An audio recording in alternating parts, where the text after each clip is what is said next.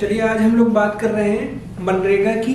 दरअसल जो अभी रिसेंट डेवलपमेंट हुआ है उसके तहत जो मनरेगा है उसको ABPS यानी कि आधार बेस्ड पेमेंट सिस्टम से लिंक किया गया है। तो ये क्यों किया गया है और इसमें क्या ABPS का रोल है यानी कि आधार बेस्ड पेमेंट सिस्टम का क्या रोल है, हम आज इस टॉपिक पे चर्चा करेंगे, मनरेगा और ABPS दोनों की ही, ताकि हम इस चीज को समझ सके।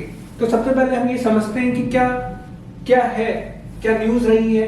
तो न्यूज ये है कि क्या वजह है कि केंद्र ने आधार आधारित भुगतान प्रणाली यानी कि आधार बेस्ड पेमेंट सिस्टम के माध्यम से मनरेगा के भुगतान को अनिवार्य कर दिया गया है और इसको कंपलसरी यानी कि मैंडेटरी कर दिया गया है। तो इस चीज को हम आज समझेंगे इस टॉपिक में। तो उससे पहले हम लोग समझते हैं कि आखिर मनरेगा क्या है।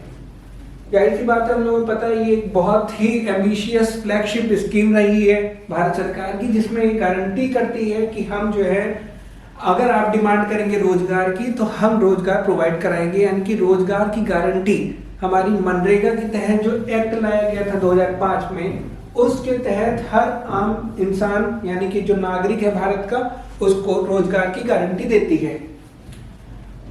तो समझेंगे इसको। The centre has mandated the payment of all wages under the MNREGA act through an Aadhaar based payment system starting from 1 जनवरी 2024। तो ये 1 जनवरी से लागू हो चुका है, जिसमें जितना भी भुगतान है यानी कि पेमेंट करना है, जो मजदूर हैं हमारे जो मनरेगा के तहत काम करते हैं, विकास के कई परियोजनाओं पर वो लोग काम कर रहे होते हैं, तो जो उनकी मजदूरी है अब वो आधार बेस्ड पेमेंट सिस्टम यानी कि आधार के जो भुगतान प्रणाली है उससे उनको दिया जाएगा, उनके वेजेस यानी कि उनकी दिहाड़ी को। इसका मुख्य उद्देश्य क्या है? To curb corruption, ensure prompt payments and reduce rejections, यानी कि भ्रष्टाचार को कम करना, तुरंत पेमेंट हो सके, यानी कि जैसे ही उन्होंने पेमेंट किया है वैसे ही जो है आपके जो मजदूर है उसके खाते में वो भुगतान आ जाए, और रिड्यूस रिजेक्शन यानी कि जो त्रुटि हैं यानी कि पेमेंट के जो रिजेक्ट होने के कारण है उनको रिड्यूस कर सके, affecting more than 1100 government scheme and programmes. और ये जो चीज है इस वजह से जो 1100 स्कीम्स हैं जो कि मनरेगा से जुड़ी हुई हैं डायरेक्टली और इनडायरेक्टली, उनकी एफिशिएंसी इंक्रीज होगी। एक्सेप्शंस क्या है? द गवर्नमेंट में consider exception for gram panchayat facing technical और आधार रिलेटेड इश्यू। जैसे कि हम लोगों को पता ही है कि ग्राम पंचायत जहां पर तकनीक का और मैन लेबर फोर्स का जो है अभाव रहता है, टेक्निकल असिस्टेंट की कमी रहती है, तो इसलिए वहां पर जो है ग्राम पंचायतों को इससे छूट दी गई है, क्योंकि वहां पर अभी डिजिटलाइजेशन नहीं हुआ है। तो ग्राम पंचायत इस चीज का एक अपवाद है। The Mahatma Gandhi national rural development, इसके बारे में हम जानेंगे कि ये एक रूरल एम्प्लॉयमेंट प्रोग्राम है in India that aims to provide guaranteed wage employment to rural household, यानी कि ग्रामीण आजीविक परिवारों को वेज यानी कि मजदूरी प्रोवाइड कराती है। This scheme has been implemented in India since 2005। ये स्कीम जो है 2005 से लागू है भारत में।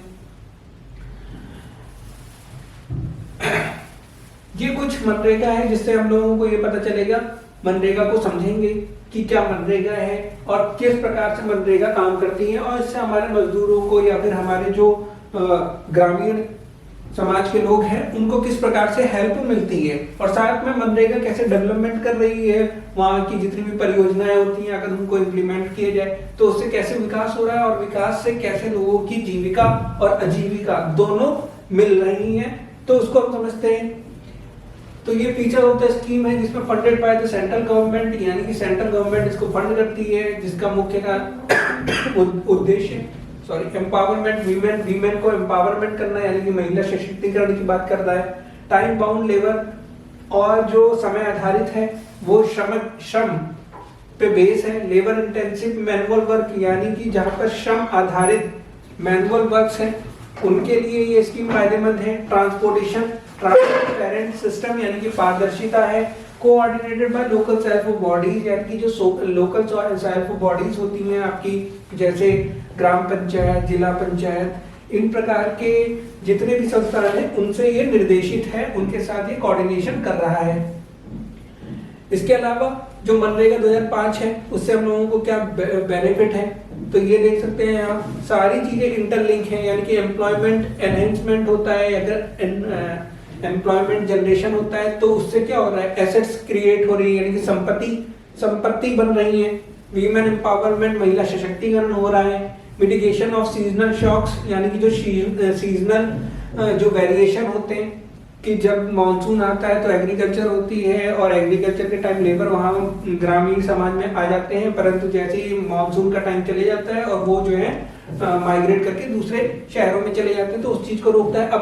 अपलिफ्टमेंट ऑफ मार्जिनलाइज्ड सेक्शन, यानी कि जो हमारे वंचित वर्ग हैं उनका उद्धार हो रहा है। रिडक्शन इन रूरल पॉवर्टी, जो ग्रामीण गरीबी है, क्योंकि ये जो स्कीम है वो रूरल एरियाज में लागू होती है, इसलिए वहां की जो गरीबी है वो इससे घट रही है। प्रिवेंशन ऑफ डिस्ट्रेस माइग्रेशन यानी कि प्रवासन को ये रोक रहा है और जिससे एम्प्लॉयमेंट जनरेशन हो रहा है।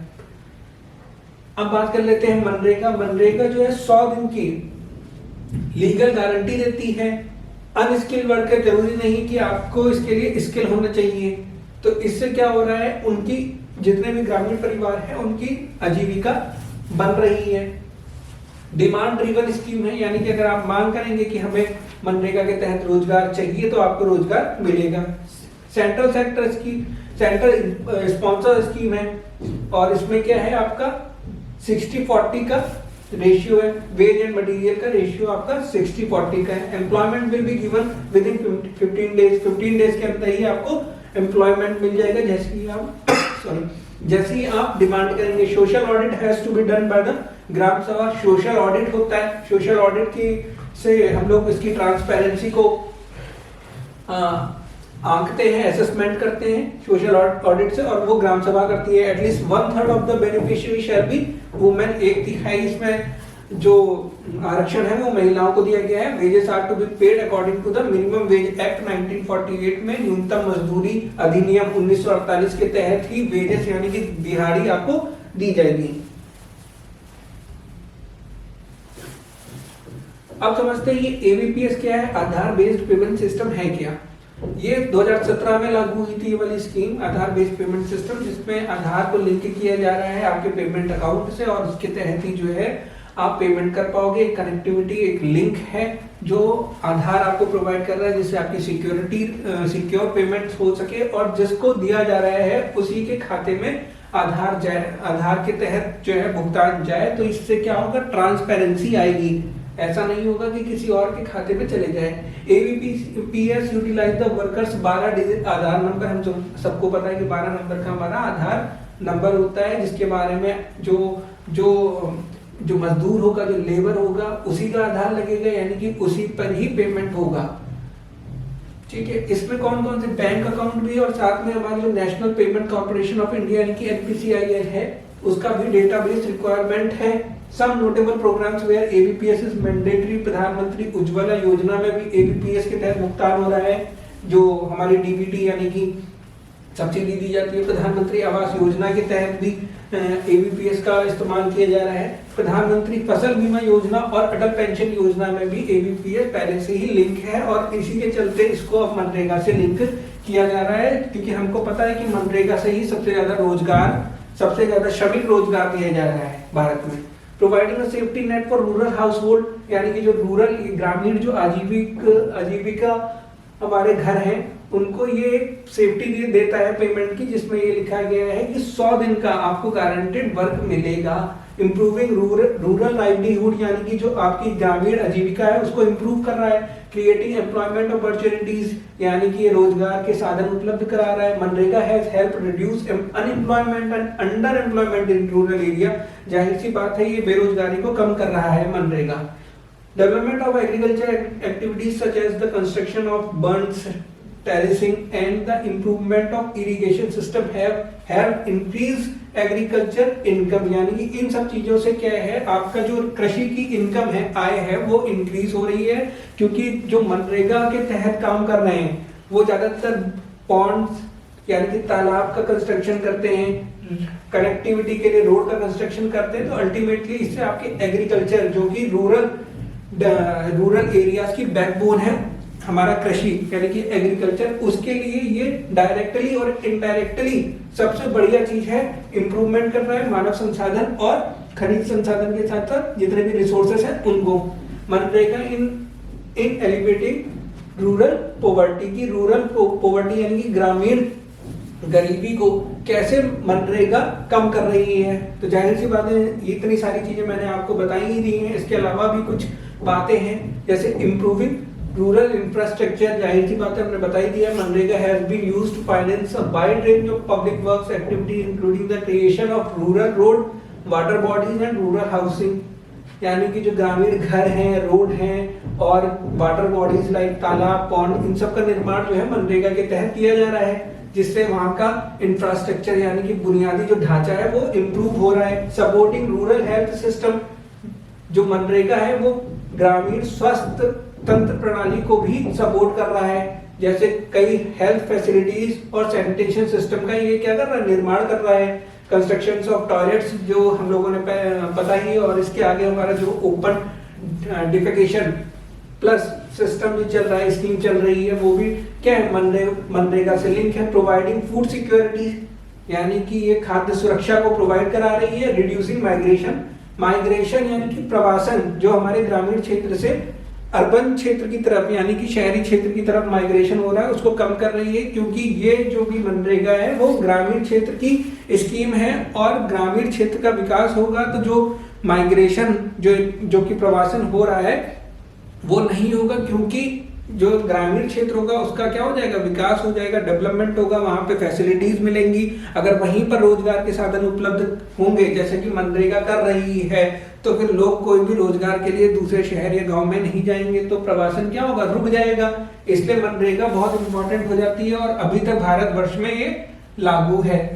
ठीक है, तो ये सब चीज था मनरेगा का, हमने आपको पूरा आइडिया दिया। उसके बाद एबीपीएस कैसे करप्शन को कम करेगा, ठीक है, कैसे करप्शन को कम करेगा। इसके अलावा according to the National Council of Applied Economic Research, MNREGA has played a vital role in reducing poverty among the poor as well as the society। यानी कि ये आंकड़ा है NCAER का, जो ये बता रही है कि मनरेगा ने कैसे सामाजिक वीकर सेक्शन यानी कि जो आर्थिक रूप से कमजोर हैं उस सेक्शन को इम्प्रूव किया है, वहां से गरीबी को कम किया है।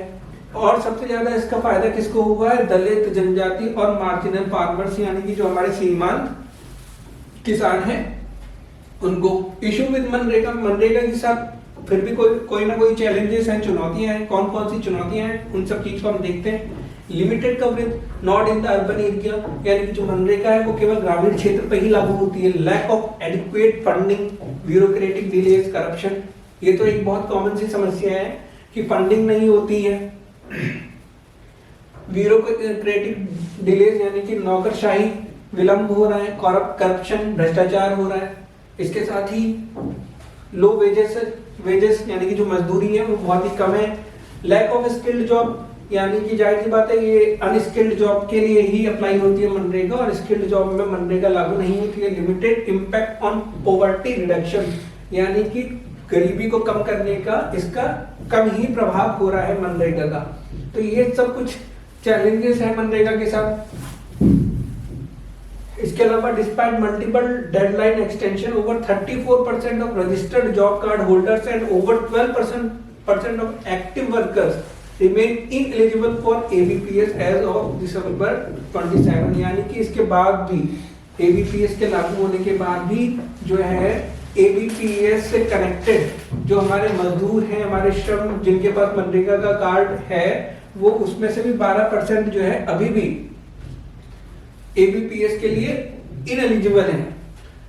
The push for ABPS eligibility has led to the deletion of over 7 crore job card in the past 21st months, यानी कि 21 महीनों में 7 करोड़ जॉब कार्ड होल्डर हैं, वो इससे वंचित हो सकते हैं, उनको पेमेंट नहीं मिल सकता है, क्योंकि इन 7 करोड़ लोगों का एबीपीएस से कनेक्शन नहीं हो रहा है मनरेगा कार्ड होल्डर्स का। Activities call for the revocation of mandatory ABPS implementation and the reinstatement of deleted workers with due compensation. The government argues that ABPS will enhance efficiency and reduce payment rejection. Activities call for the revocation of mandatory ABPS implementation, यानी कि जो सरकार का ये कदम है कि ABPS को mandatory करना है आपके मनरेगा जॉब कार्ड होल्ड से, जॉब कार्ड से। तो इससे क्या होगा कि हमारी जो गरीबी को कम करने के हमारे उपाय हैं या प्रभाव हैं वो कम हो जाएंगे। तो लेकिन सरकार का पक्ष है, उन्होंने कहा है कि इससे क्या होगा, पेमेंट का एफिशिएंसी एनहेंसमेंट होगा, यानी कि जो पेमेंट भुगतान संबंधित जो भी प्रक्रिया है वो इससे त्वरित हो जाएंगी और जो पेमेंट रिजेक्शन होता है वो नहीं होगा। तो इसके कुछ ना कुछ फायदे हैं जो हमारी गवर्नमेंट बता रही है। इसके अलावा measures need to improve the performance of MNREGA, MNREGA को कैसे हम इम्प्रूव कर सकते हैं उसके लिए सब बातें की गई हैं कि increase allocation of funds, better targeting of beneficiaries, improve monitoring and evaluation, increase MNREGA wage rates, strengthening the role of gram panchayat, increase participation of women and awareness generation। ये कुछ ऐसे पॉइंट्स हैं जिनकी वजह से हम लोग जो मनरेगा है उसके परफॉर्मेंस को बढ़ा सकते हैं, इम्प्रूव कर सकते हैं। तो आज के लिए हमारे पास इतना ही है मनरेगा के लिए। आई होप कि आपने ये टॉपिक समझा होगा और आप समझेंगे मनरेगा और एबीपीएस सिस्टम को। Thank you.